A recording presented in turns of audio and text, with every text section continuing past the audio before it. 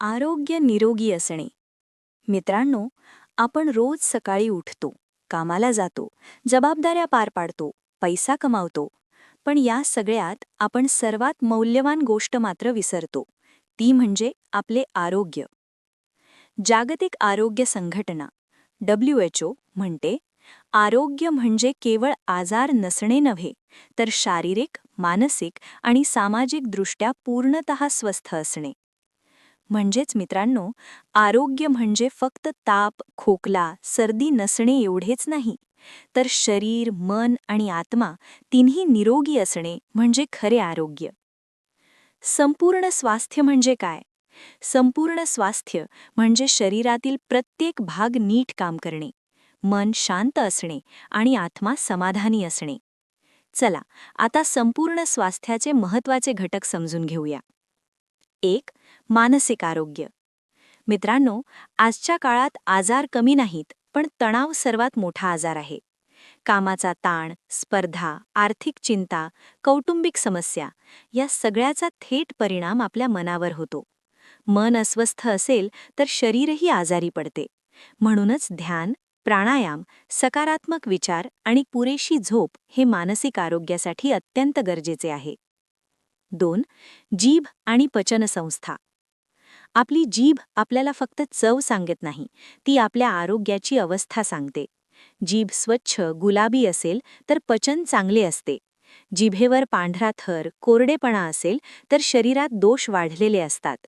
संतुलित आहार, वेळेवर जेवण आणि जिभेची स्वच्छता हे संपूर्ण आरोग्याचे मूलभूत आधार आहेत. 3. मूल, जीवनशक्ती. मित्रांनो, आपल्या शरीरात एक मूळ ऊर्जा असते, तिलाच आपण मूल म्हणतो. ही ऊर्जा मजबूत असेल तर आपल्यात उत्साह, आत्मविश्वास आणि स्थिरता असते. योग, नियमित दिनचर्या आणि सात्विक आहार यामुळे ही जीवनशक्ती संतुलित राहते. 4. प्रतिकारक क्षमता. आपली प्रतिकारक शक्ती म्हणजे शरीराची सुरक्षा भिंत. आज थोडे हवामान बदलले की आपण आजारी पडतो. याचे कारण म्हणजे कमकुवत प्रतिकारक शक्ती.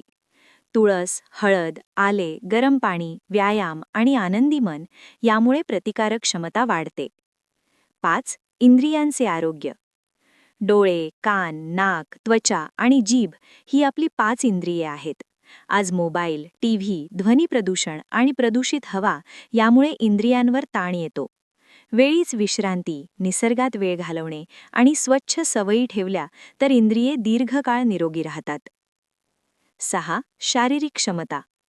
शरीराची ताकद, सहनशक्ती आणि लवचिकता यालाच आपण शारीरिक क्षमता म्हणतो.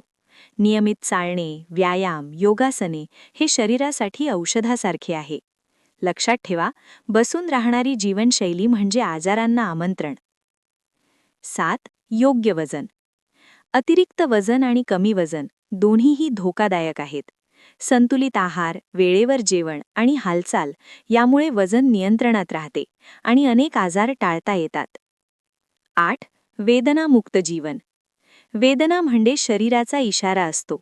डोकेदुखी, पाठदुखी, सांधेदुखी याकडे दुर्लक्ष करू नये. वेदना नसणे म्हणजे शरीर आणि मन यांचा समतोल योग्य आहे, हेच खरे आरोग्य. 9. आत्मिक आरोग्य. मित्रांनो, सगळे काही असूनही मनात शांती नसेल तर जीवन रिकामे वाटते. समाधान, कृतज्ञता, निसर्गाशी नाते आणि चांगले विचार यामुळे आत्मा प्रसन्न राहतो. निष्कर्ष, मित्रांनो, आरोग्य निरोगी असणे म्हणजे फक्त डॉक्टरांकडे न जाणे नव्हे, तर शरीर, मन आणि आत्मा यांचा समतोल राखणे होय. आज आपण ठरवूया, योग्य आहार, नियमित व्यायाम, सकारात्मक विचार आणि आत्मिक शांती हीच आपली जीवनशैली असेल.